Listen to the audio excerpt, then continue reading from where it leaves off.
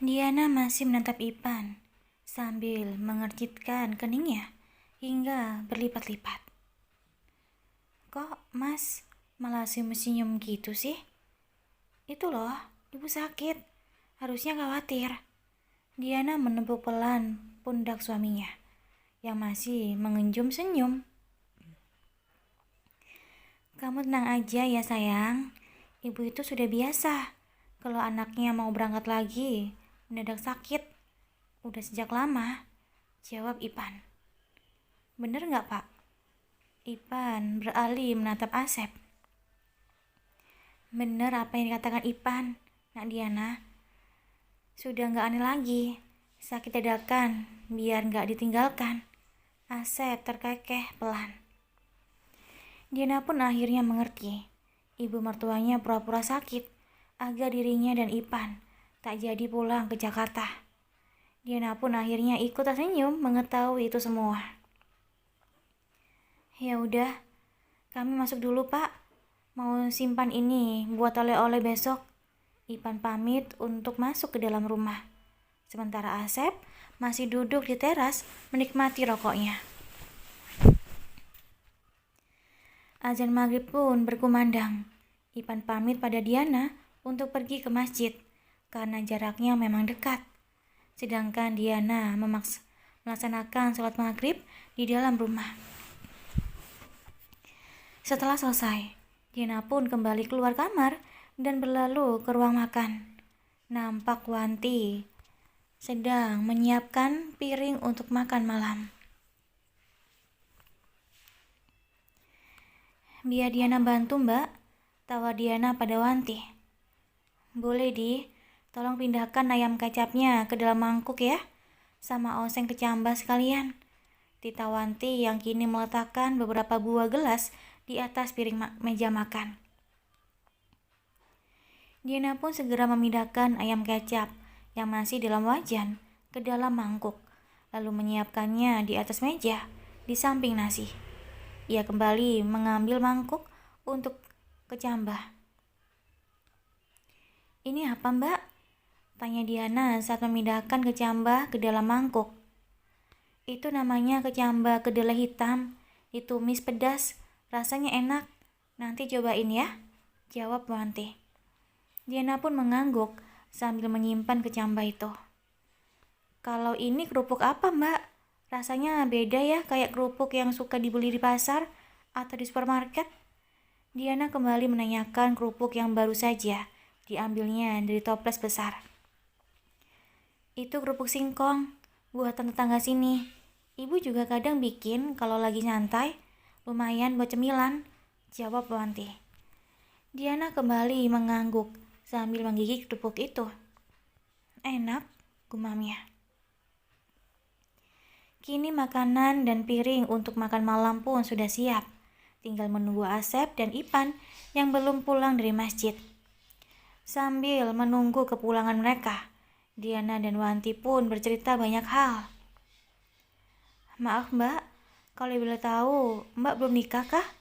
Tanya Diana yang penasaran dengan status Wanti yang selalu ada di dalam rumah dan tidak punya pendamping, padahal usianya sudah cukup matang. Mbak udah nikah dulu banget.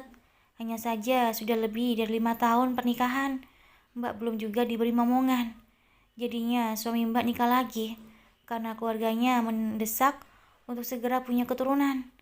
Mimik wajah Wanti mendadak berubah sendu. Maaf ya Mbak, Diana sudah bikin Mbak sedih. Diana merasa sangat bersalah dengan pertanyaannya. Gak apa-apa lagi pula kamu kan sudah jadi bagian dari keluarga ini, jadi perlu tahu seluk-beluk tentang keluarganya Ipan. Justru aneh kan kalau keluarga sendiri tidak mengetahui tentang keluarganya yang lain. Wanti tersenyum simpul. Diana pun mengangguk membenarkan. Dalam hatinya ia ikut prihatin dengan apa yang ditimpa kakak iparnya itu. Apa Mbak gak ingin nikah lagi gitu? Siapa tahu bisa punya keturunan, tanya Diana. Mbak belum resmi cerai kok Mbak hanya pisah rumah. Masalahnya Mbak gak sanggup kalau harus tinggal bersama istri barunya suami Mbak? Wanita mana sih yang mau tinggal bersama madunya? Jawab Wanti membuat Diana langsung teringat pada Jarana yang juga serumah dengan madunya. Diana pun tersenyum tipis menanggapi perkataan Wanti. Ia merasa Daren, kakaknya sama jahatnya dengan suami Wanti. Bahkan Diana menganggap Daren lebih jahat karena membiarkan Jarana terus-terusan terluka dengan tinggalnya mereka dalam satu atap rumah bersama istri madu suaminya. Lalu kenapa Mbak nggak minta cerai aja kalau gitu? Usul Diana. Wanti hanya tersenyum hambar.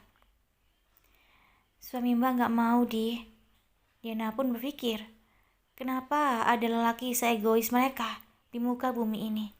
Kalau memang mau menikah lagi, setidaknya selesaikan dulu yang ada pertama itu, dengan digantung tanpa kepastian seperti Wanti. Tapi Mbak hebat loh, bisa setegar ini. Semoga Allah memberikan jalan terbaik ya Mbak. Doa Diana terdengar tulus di telinga Wanti. Terima kasih banyak, Semoga rumah tanggamu dan Ipan selalu berbahagia dan tidak pernah mengalami hal seperti Mbak. Apapun yang terjadi, salinglah menguatkan satu sama lain. Timpal Wanti yang diaminkan Diana. Pada ngomongin apa sih? Sampai-sampai Mas sama Bapak ngucapin salam aja gak ada yang jawab.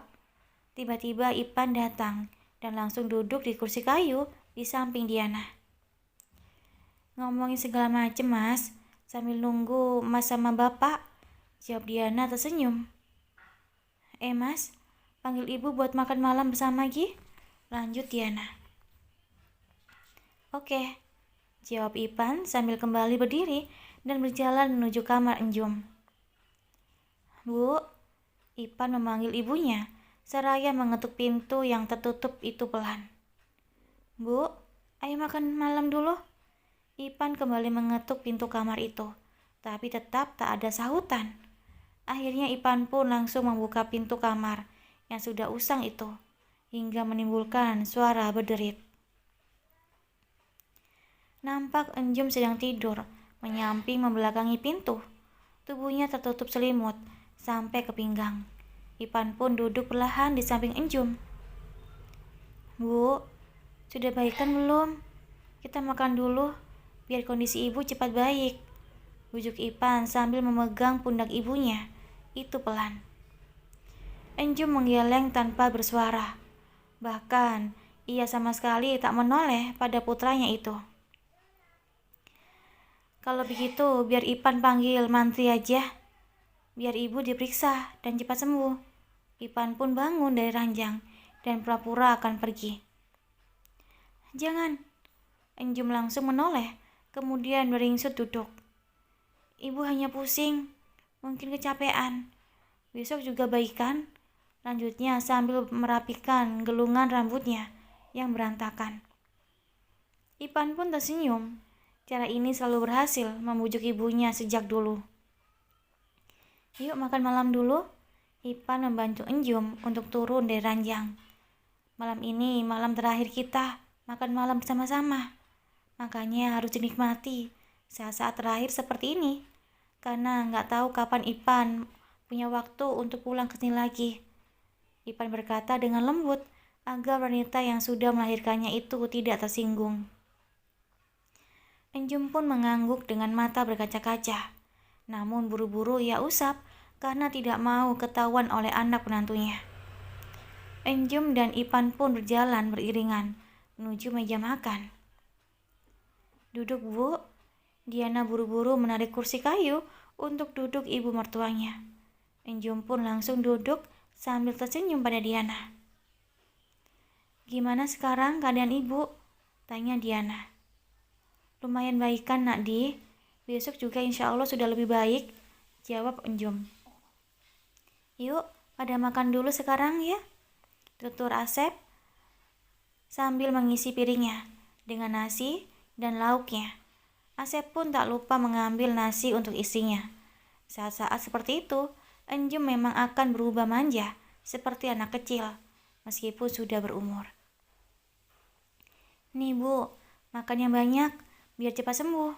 Masa anak dan menantu mau kembali ke kota malah sakit?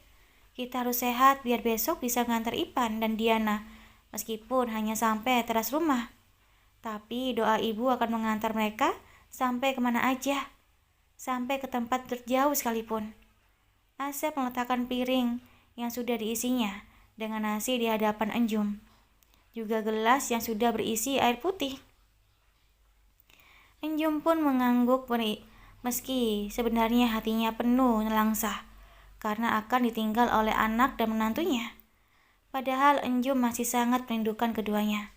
Apalagi sifat Diana yang baik dan hangat membuat Enjum menyayanginya seperti anak kecil. Enjum pun tak berani mengangkat wajahnya, takut air matanya tak bisa terbendung dan turun di hadapan semua orang.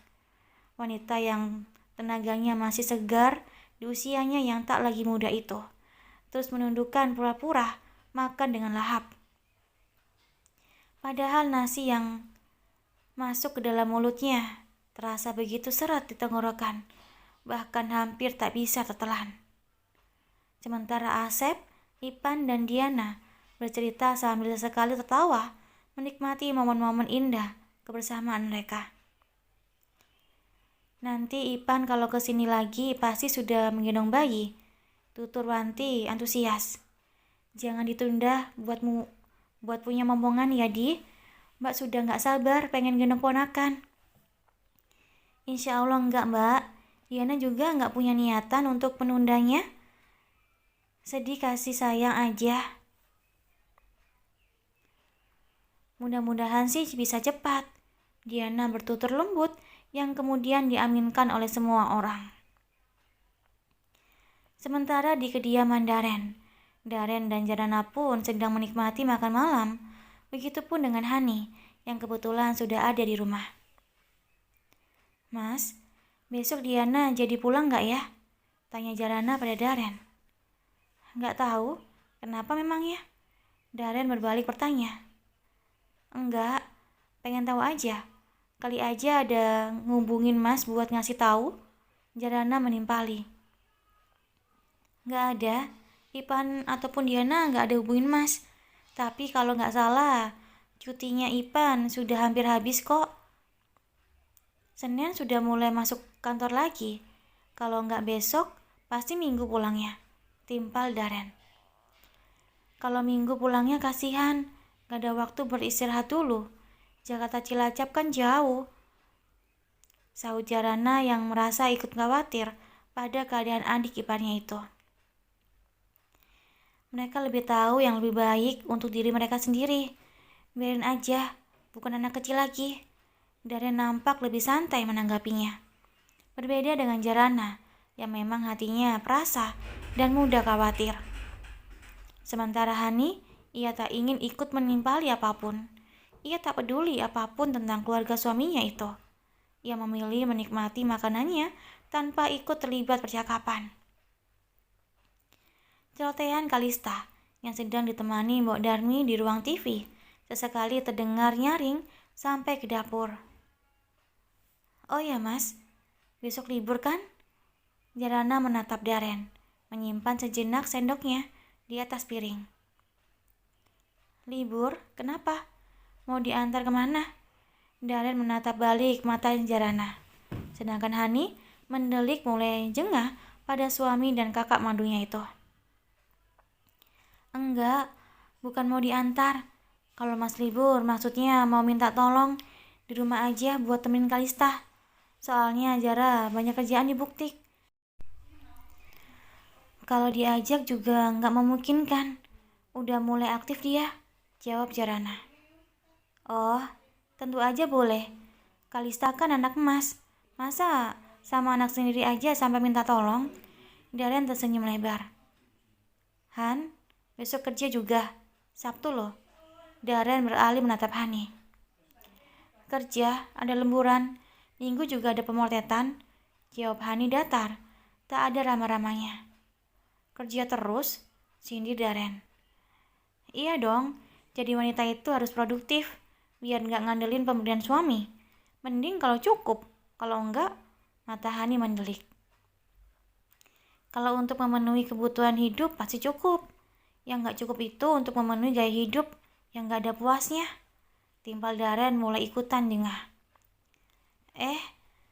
Jara pun berdeham. Agar perdebatan di antara suami istri madunya itu tak keterusan. Oh ya mas, sepertinya Jara juga mau pulang agak telat. Jarana kembali mengalihkan pembicaraan. Tumben, emangnya mau kemana dulu? Alis Daren saling bertautan menatap Jarana.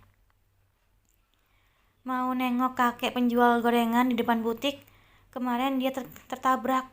Mudah-mudahan sih nggak sampai kenapa-kenapa. Tapi kalau dilihat kondisinya kemarin sih lumayan parah. Jarana menjelaskan. Innalillahi, kok bisa sampai ketabrak segala? Tanya Daren penasaran. Iya, nggak tahu kenapa. Jarang ngerasa orang yang kemarin nabrak kakek tua itu berencana untuk menabrak Jara. Soalnya kejadiannya berbarengan dengan Jara pas nyabrang. Untungnya Jara keburu sadar.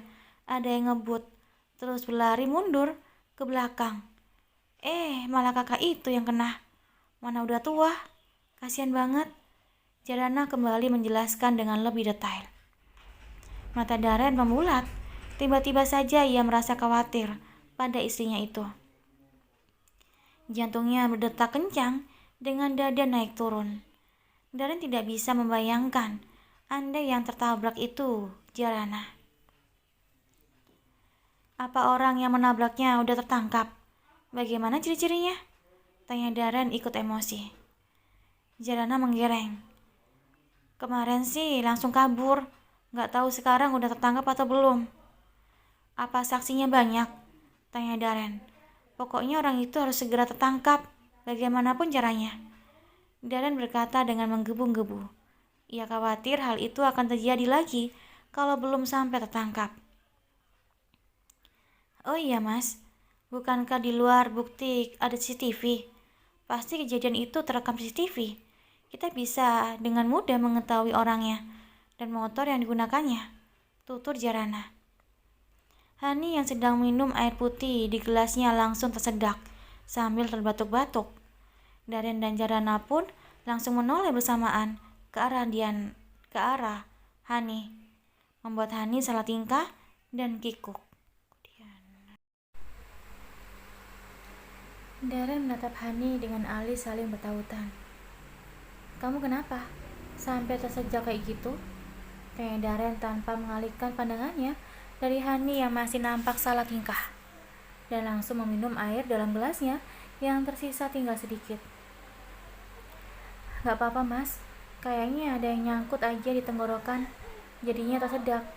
Elak Ani tak berani menatap mata Daren. Makanya, kalau makan itu hati-hati, jangan sambil ngelamun. Protes Daren. Jarana tak ikut berkomentar.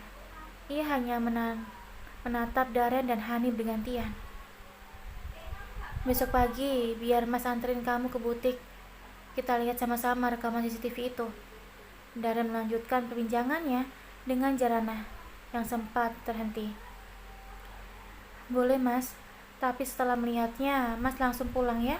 Kasihan Mbok Darmi kalau sendirian menjaga Kalista. Suka kerepotan. Kemarin aja Mbok Darmi nyampe nahan sakit perut gara-gara Kalista gak tidur dan gak bisa ditinggalin sendirian. Jarana pun tersenyum lebar mengingat mimik wajah Mbok Darmi kemarin yang meringis menahan mulas. Apa gak sebaiknya langsung lapor polisi aja? Kalau memang terekam CCTV kan itu bisa dijadikan barang bukti. Saran Daren. Hani menelan ludah saat Daren kembali menyebut polisi. Jantungnya berdetak kencang karena takut jika kejadian kemarin benar-benar terekam CCTV. Kalau sampai orang yang kemarin disuruh Hani untuk mencelakakan Jarana tertangkap, bukan tidak mungkin ia juga akan ikut tertangkap. Jara gimana mas aja kalau gitu? Gimana baiknya? Yang namanya kejahatan itu kan memang harus ada hukumannya. Semoga saja orang yang kemarin menabrak kakek penjual gorengan itu tertangkap. mau disengaja maupun tidak, harus bertanggung jawab, bukan malah merendahkan diri dan menjadi seorang pengecut. Jarana geram dengan kelakuan tak berkemanusiaan orang tersebut. Apalagi yang menjadi korbannya adalah kakek tua yang hidup serba kekurangan. "Aku kamar dulu, Mas," pamit Hani pada Daren sambil bangun dari kursinya. "Oh ya, malam ini Mas temenin aku tidur ya. Udah lama Mas gak temenin aku, gak adil," ketus Hani. Daren menatap Jarana, seolah meminta pendapat. Jarana pun mengangguk sambil mengedipkan kedua matanya pelan. "Sekalian bawa Kalista ya," jawab Daren. "Terserah Mas aja, asal kalau Kalista bangun tengah malam, Mas yang bikin susu," jawab Hani sambil berlalu pergi. Daren menghela nafas pelan. Selalu seperti itu. Dia itu gak pernah mau direpotin oleh anaknya sendiri, padahal itu tugas ibunya. Ini malah melimpahkan semuanya sama kamu, yang justru bukan berarti ibu kandungnya. Kalista memang bukan anak kandung Jara, tapi Jara menganggapnya seperti anak sendiri. Bahkan dari pertama lahir, Kalista ditemenin Jarana setiap hari. Jarana tersenyum, menyiratkan bahwa ia benar-benar bahagia dengan keadaan itu. "Terima kasih ya sayang, udah menyayangi anak Mas dengan luar biasa, bahkan melebihi kasih sayang ibunya." Daren memegang tangan Jarana dan menciumnya. "Gak perlu terima kasih. Jara justru sangat bahagia. Meskipun masih belum pernah hamil dan melahirkan, tapi Jara sudah bisa merasakan menjadi seorang ibu." Jarana tersenyum tulus. "Sayangnya malam ini Mas gak bisa nemenin kamu tidur. Padahal Mas selalu merasa nyaman andai kamu di samping Mas." Daren mendesah kecewa. "Gak apa-apa, lagi pula Mbak Hani benar. Mas sudah lama tidak tidur di kamarnya. Jangan sampai Mbak Hani merasa Mas bersikap tidak adil padanya," Jarana berkata bijak. "Mas memang belum bisa adil, karena di hati Mas cuma ada kamu seorang. Bagaimana mungkin Mas bisa membaginya dengan adil?" timpal Daren. "Urusan hati memang susah. Setidaknya urusan yang lain harus diusahakan seadil mungkin. Itu pun kalau Mas tidak mau menganggap Allah saat hari kiamat nanti dengan tubuh miring," Jarana mengingatkan. Meskipun sebenarnya hati Jarana pun sakit bak disayat benda tajam, mengingat suaminya menghabiskan malam panjang dengan madunya. Tapi sebagai seorang istri yang baik, Jarana wajib mengingatkan Daren tentang kewajibannya. Wajib mengingatkan Daren tentang bagaimana menjalani poligami yang sesungguhnya. Malam ini, Jarana kembali menjalani malam panjang seorang diri. Tergolek di atas ranjang berukuran besar, dengan tubuh meringkuk tertutup selimut. Raganya lelah, tapi matanya tak kunjung mau tertutup. Hatinya dilanda resah dan gelisah. Rasa panas menjalar dari hatinya mengalir ke seluruh tubuhnya. Mengingat kemungkinan-kemungkinan yang terjadi di kamar sebelah, Jarana pun segera menepis semua pikiran buruk itu dengan beristighfar sebanyak mungkin. Ia menguatkan hatinya sendiri bahwa apapun yang dilakukan oleh Daren dan istri keduanya adalah sah karena mereka pasangan suami istri. Apapun yang dilakukan keduanya adalah ibadah dalam pernikahan, sama seperti halnya apa yang dilakukan saat dirinya yang bersama dengan Daren setiap malamnya. Dengan menyerahkan semuanya pada Allah, hati Jarana pun mulai tenang sedikit demi sedikit. Debaran yang tadi begitu mengencang pun kini mulai pudar perlahan-lahan. Hingga tak berselang lama, Jarana pun bisa memejamkan matanya dan masuk ke alam mimpi. Sementara di kediaman keluarga Ipan, kedua pasangan suami istri itu tak kunjung bisa memejamkan matanya. Padahal besok pagi mereka harus berangkat kembali ke Jakarta, kota di mana Ipan mengais rezeki di sana. Begitupun tempat tinggal Diana dan keluarganya. Namun, keduanya terasa begitu berat meninggalkan kampung halaman tercinta. Diana sudah mulai nyaman dengan suasana lingkungan dan keluarga di sana.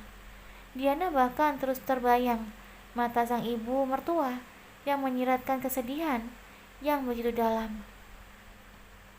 Andai ia punya banyak waktu untuk tinggal di sana lebih lama, Diana rela dengan senang hati. Sayangnya waktu dirinya dan suaminya terbatas. Diana menoleh ke arah Ipan yang tidur terlentang menatap langit-langit kamar mereka dalam keremangan. Mas, cepetan tidur. Besok gak ngantuk loh sialan, Diana mengingatkan. Apalagi ia melihat kalau jarum jam semakin berputar melebihi angka 10. Ipan pun menoleh ke arah Diana sambil tersenyum. Kamu juga, jawabnya lembut. Diana mengangguk, meski sebenarnya rasa kantuknya hilang, entah kemana. Ia pun mulai pura-pura menutup matanya, agar Ipan pun mengikuti. Namun ia malah merasakan tangan kekar Ipan melingkar di pelutnya. Ipan memeluk tubuh Diana, mendekapnya erat hingga rasa kantuk benar-benar datang menghampiri. Diana tersenyum mendengar dengkuran halus mulai keluar dari mulut lelaki yang ada di sampingnya. Perlahan tangannya ikut melingkar di samping Ipan, menenggelamkan wajahnya pada dada bidang sang suami. Tak lama kemudian, Diana pun ikut tertidur. Suara lantungan azan subuh yang berkumandang dari masjid terdekat membangunkan Ipan dari lelapnya tidur. Ia bangkit dengan tergesa, lalu melirik jam kecil di sampingnya. Astagfirullah, sudah subuh. Aku tak kebagian sholat tahajud gara-gara semalam tidur terlambat. Ipan bergumam seorang diri. Ia pun lekas turun dari ranjang dan segera berlalu ke kamar mandi untuk mengambil air wudhu. Sayang, sudah subuh. Mas ke masjid dulu ya, tutur Ipan lirih saat melihat tubuh Diana menggeliat perlahan. Diana pun beringsut duduk di atas ranjang. Ia menatap Ipan yang sudah rapi dengan baju koko dan sarungnya. Iya mas, aku juga mau sholat, jawab Diana sembari turun dari ranjang dan membetulkan ikat rambutnya yang berantakan. Setelah selesai sholat subuh, Diana melihat Wanti sudah berkutat di dapur. Diana pun menghampirinya. Mau masak apa mbak? Tanya Diana duduk di dekat Wanti yang sedang merajang bawang merah. Mau bikin nasi goreng aja buat kalian sarapannya, biar cepet, jawab Wanti ramah. Biar Diana bantu, tawar Diana. Nggak perlu di, kamu mandi aja, segera siap-siap, biar berangkatnya masih pagi, tolak Wanti. Meski tak enak, Diana pun mengangguk pelan. Oh ya, di sini dingin, itu mbak sudah siapkan air panas. Wanti menunjuk beranak air yang masih terjajar di atas kompor. Makasih mbak, jawab Diana terharu. Sama-sama, hati-hati bawahnya, panas, airnya mendidih loh, Wanti mengingatkan. Diana pun mengangguk, namun saat akan mengambil benda tersebut dengan kain lap, Ipan keburu datang. Biar mas aja, cegah Ipan yang khawatir, takut Diana terkena panasnya. Diana pun mengangguk, lalu berlari ke kamarnya untuk mengambil baju ganti. Pagi ini, Diana dan Ipan hanya sarapan berdua. Kedua orang tuanya dan Wanti tak ikut sarapan, karena hari masih terlalu pagi katanya. Ipan dan Diana pun menikmati sarapan yang terasa hambar tersebut dengan hati nelangsa. Tepat pukul 6 pagi, Ipan sudah mengeluarkan semua barang-barangnya dan memasukkannya ke dalam bagasi mobil.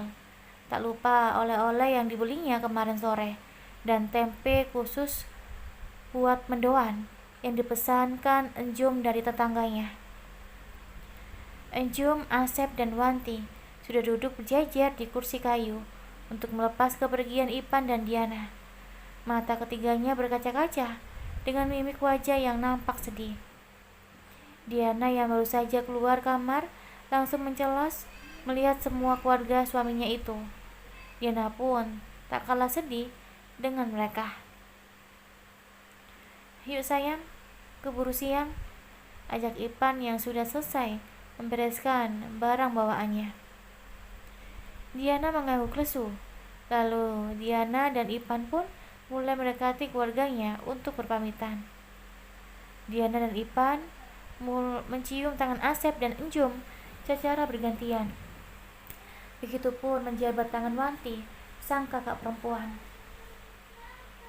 "Mbak, titip ibu sama bapak ya," tutur Ipan pada Wanti. Wanti pun mengangguk. "Ibu sama bapak jaga kesehatan, jangan terlalu capek," pesan pada kedua orang tuanya. "Kalian juga jaga kesehatan, hati-hati di jalan," jawab Asep sambil mengusap pundak Ipan. Sementara Enjum tak mampu mengucap apa-apa. Tenggorokannya terasa tercekat dengan dada yang begitu sesak. Ia pun sedang berusaha untuk menahan laju air matanya agar tak tumpah ruah. "Ipan sama Diana berangkat ya," pamit Ipan lagi. Keduanya berjalan menuju mobil yang sudah menyala, lalu duduk di jok masing-masing. Ipan menurunkan kaca jendela mobilnya agar keluarganya masih bisa melihat keberangkatan dirinya. Ipan dan Diana sama-sama melambaikan tangan saat mobil hendak melaju. Kedua orang tua Ipan dan Wanti berdiri berjejer di teras sambil membalas lambaian tangan keduanya. Sesaat kemudian, mobil Ipan pun melaju meninggalkan halaman rumahnya, diiringi tumpahan air mata Enjum. "Sudah Bu, sabar. Doakan saja semoga perjalanan mereka lancar. Semoga mereka selalu sehat dan senantiasa ada dalam perlindungan Allah," tutur Asep lembut menenangkan istrinya yang masih terisak di teras rumah. Begitupun dengan Diana yang ikut meneteskan air mata dan sempat berkali-kali menoleh ke belakang. Hatinya begitu nelangsa meninggalkan kampung halaman dan keluarga Ipan yang dianggapnya sudah seperti keluarga sendiri. "Sabar sayang, lain kali kita kesini lagi lebih lama, jadi bisa puas tinggal di sini," Ipan mencoba menghibur istrinya yang masih tampak murung. "Iya mas," Diana pun memaksakan senyumnya. Perjalanan panjang, Ipan dan Diana ditemani alunan musik Melayu kesukaan Ipan. Ia memang tipe romantis dan menyukai lagu-lagu romantis. Berbeda halnya dengan Diana yang lebih menyukai semua yang serba Bollywood. "Sudah hubungi mama kalau kita hari ini jadi pulang?" tanya Ipan menoleh sekilas ke arah Diana, lalu kembali fokus menatap depan. "Belum mas, tahu sendiri di kampung halaman emas susah banget sinyal. Diana sampai nggak pernah pegang HP," jawab Diana. Di kampung halaman Ipan memang belum terjangkau internet. Kalaupun mau mencari sinyal, harus mencari tempat yang lumayan tinggi, seperti bukit. Walaupun ada sinyal, paling bisa untuk sekedar telepon saja. "Ya udah, hubungi saja sekarang.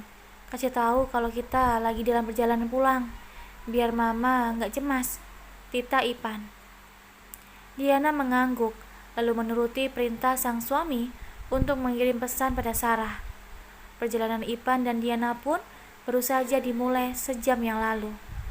Masih ada sisa perjalanan panjang ke depan sekitar 8-9 jam lagi. "Emas sarapan dulu yuk," ajak Jarana yang sudah selesai masak. Meski hari ini dari libur, Tapi Jarana selalu berusaha untuk tetap membiasakan jam sarapan di jam yang sama. Darren mengangguk, lalu mengikuti Jarana ke ruang makan. Keningnya mengerit melihat Hani yang juga sudah ada di meja makan. Tak biasanya, padahal dia jarang sekali ikut sarapan bersama. Tumben, protes Darren singkat sambil duduk di kursi dan menatap Hani. Lagian, lagi pengen sarapan nasi, timpal Hani sambil menyuap nasi goreng tanpa kecap di dalam mulutnya. Ini mas, Jarana meletakkan sepiring nasi goreng kecap dengan telur mata sapi di atasnya dan beberapa potongan sosis. Kemudian Jarana pun ikut duduk di samping Darren. Mereka pun sarapan bersama-sama tanpa ada percakapan apa-apa. Hanya suara yang beradu dengan piring yang memenuhi ruang makan tersebut.